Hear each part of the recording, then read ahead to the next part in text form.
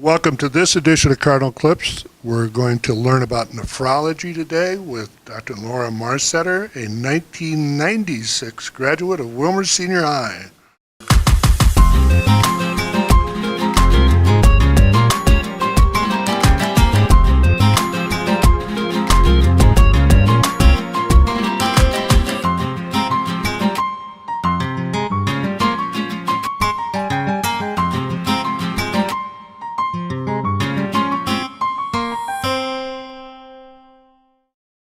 Laura, welcome. We're glad to have you in Willmar. You didn't have too long of a drive, and it was a decent day, so I'm glad you're here. Thank you very much. Yeah, Madison isn't too far away. I make it home once in a while to visit my family because my mom and dad still live here. Yeah, I heard that. Your mom was a longtime PE teacher in the district. Having your mom in the district, it kind of limit some of your good times when you were growing up, Laura?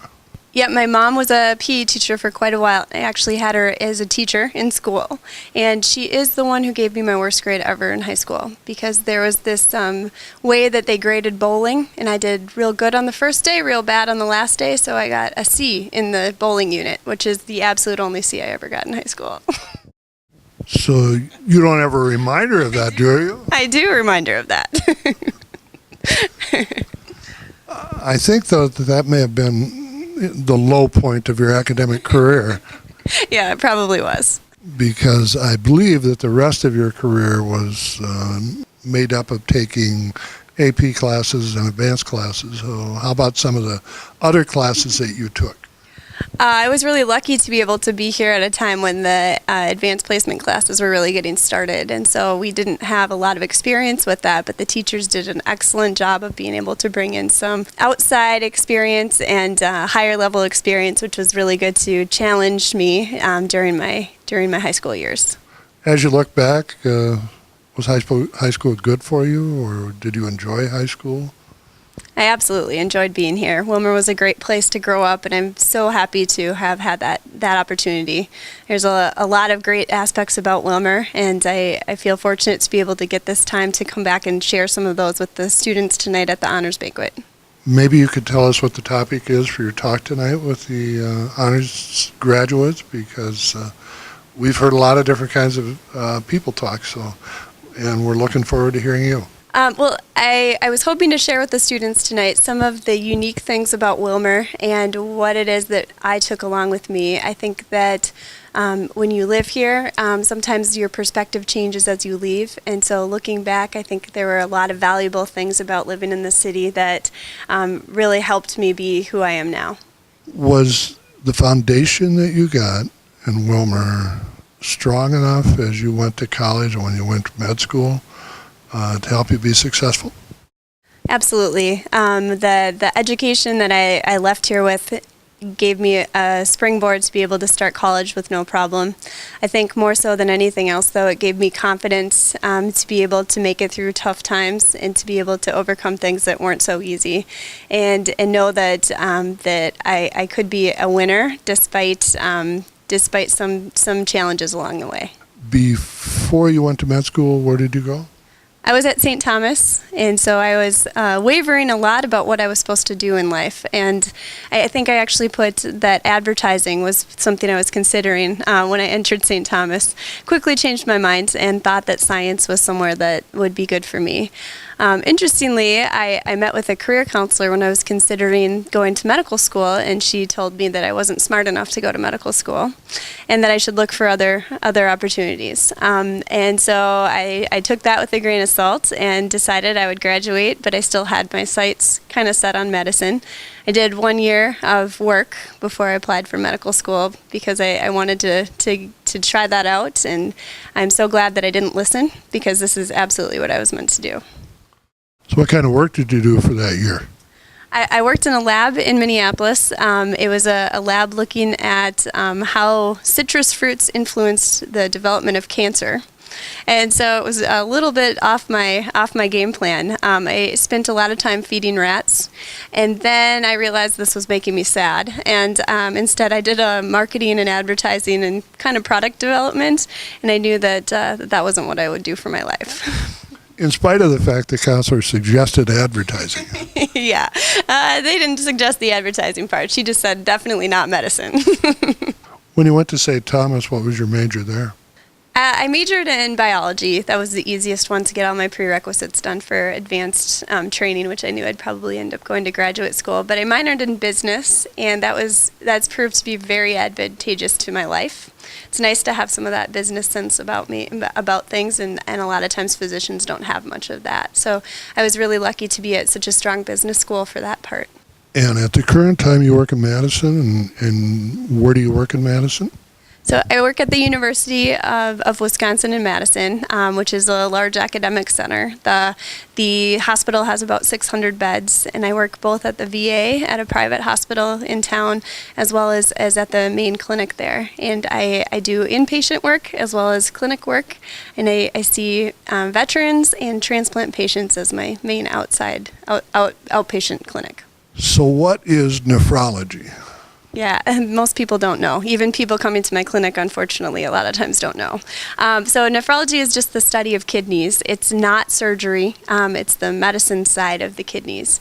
And so urology would be the counterpart to nephrology, and they're the people who work with kidney stones and surgery and those kinds of things. So my job is a lot of complex diseases that happen within your kidneys, and then when your kidneys start to fail, I do dialysis for people as well as get them transplants or work on getting them transplants if that's something that they qualify for.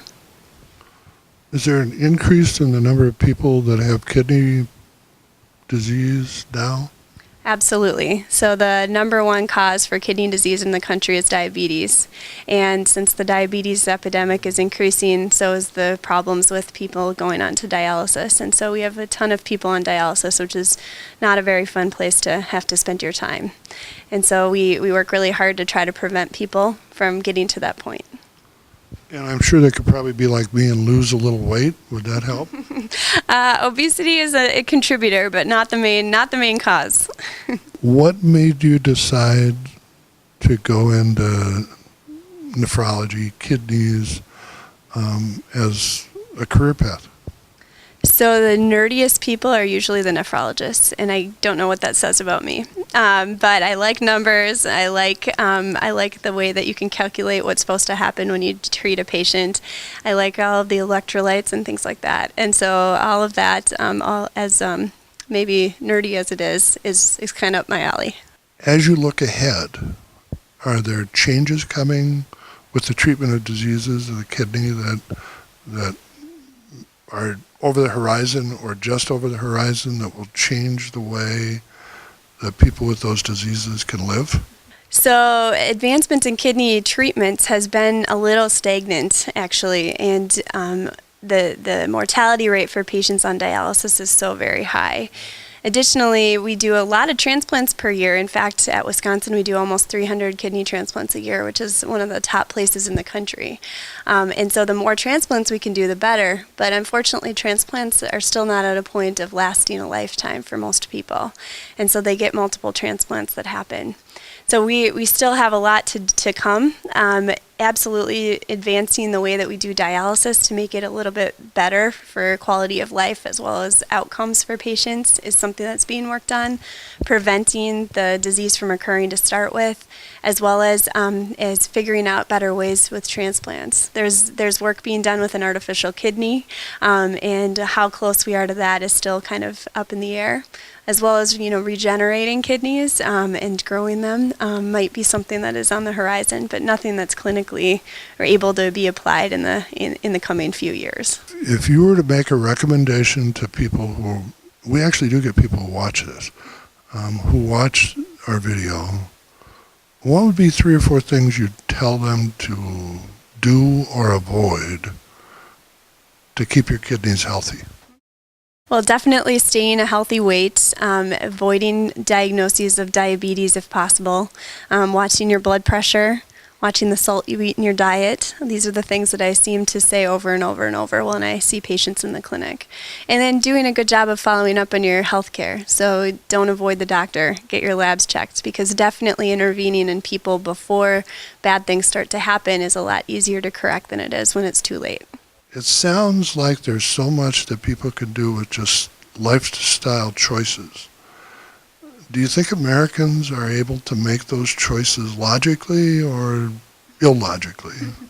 That's a good question. But I'm amazed when someone actually understands what's going on, and I take the time to be able to educate a patient, how much more buy-in you get from a patient. And once they understand that they're in charge of things by making these choices and that it can really make an impact in the outcomes, then they definitely do a better job of making healthier choices. What's the best day you ever had as a doctor? So every day being able to do what I do is actually a joy. To be able to have someone give me the opportunity to take care of them is something that's very fun for me.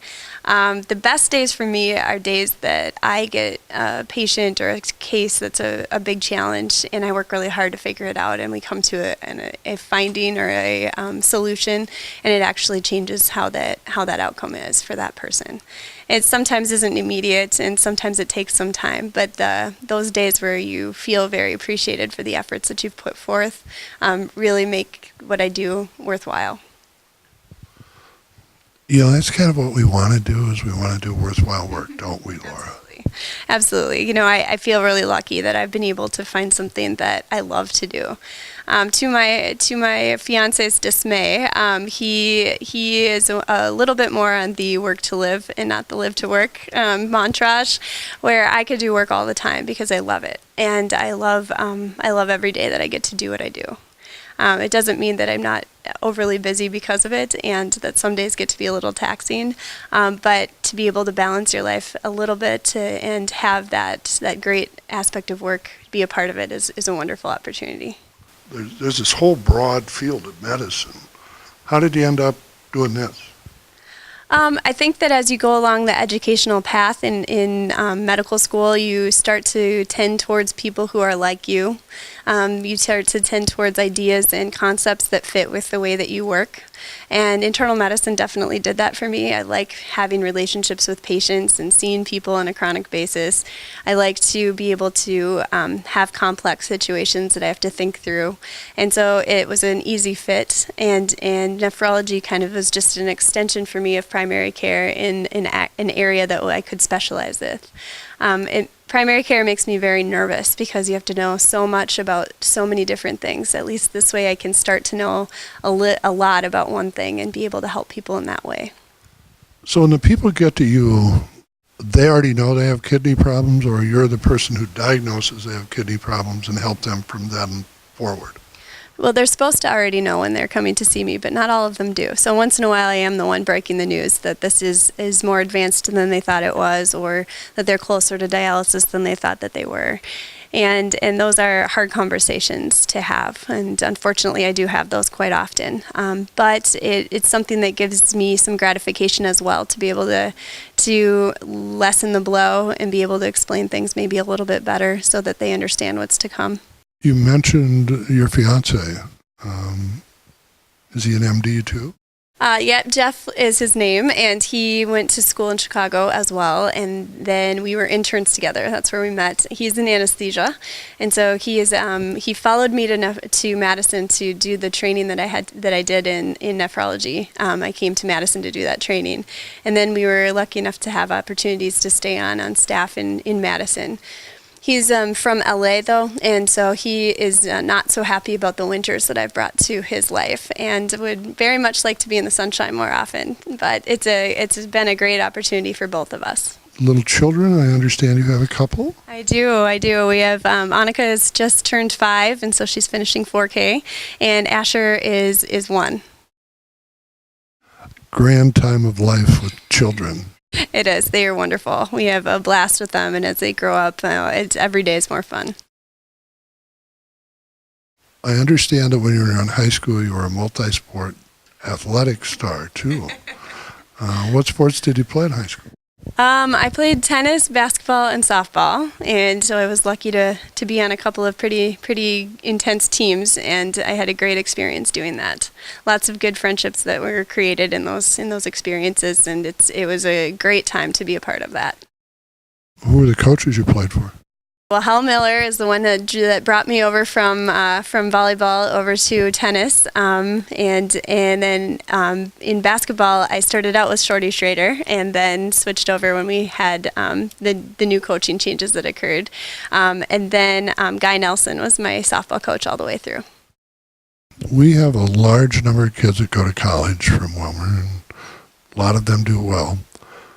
What would you recommend to someone who's, you're going to talk to the seniors tonight.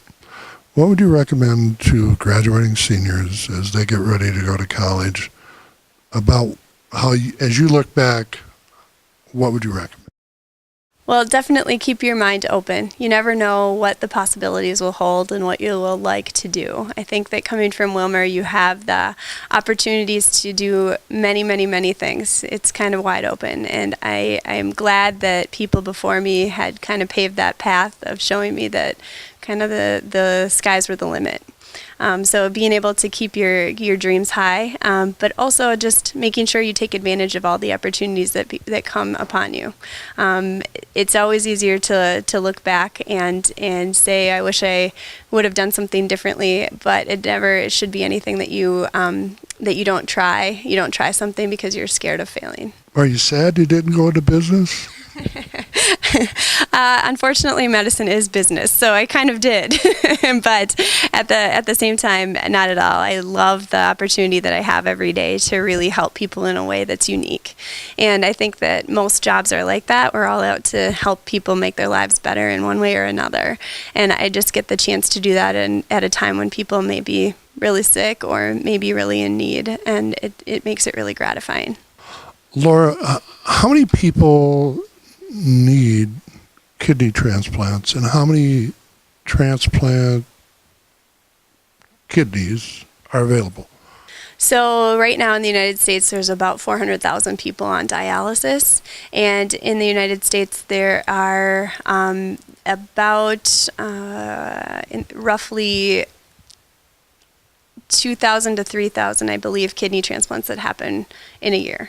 And so their wait list is very, very long. Not all those people who are on dialysis actually qualify for getting a transplant. At Wisconsin, we have one of the shortest wait times in the country. And that wait time depends on your blood type, and it's somewhere between 3 and 5 years before you would get a kidney. But the East and West Coast is closer to 5 to 7, almost 10 years, depending on your blood type. So people are waiting a long, long time to be able to get transplants. Is it because people aren't indicating that they would be willing to be transplant donors? Well, that absolutely would help. In Wisconsin, I think one of the reasons that our wait times are shorter is they've done a great campaign about getting people to be donors. If the rest of the country would start to do that a little bit more, I think that could help things, because we definitely need more donors. If there's anything you could do over, once in a while you get a do-over, what would you do over about high school or career or life in general? I think that's hard to say. I don't know that there's a lot that I would change, because every experience that you have changes you in a way that contributes to what you've become. So, everybody could pick something like a failure or something that wasn't so good. I failed my first anatomy test, for example. I wish I could do that over. But that said, it made me stronger, because I knew I had to persevere and work harder. So I don't think that there's a lot I would change. I really am happy with the background that's brought me to the place that I am.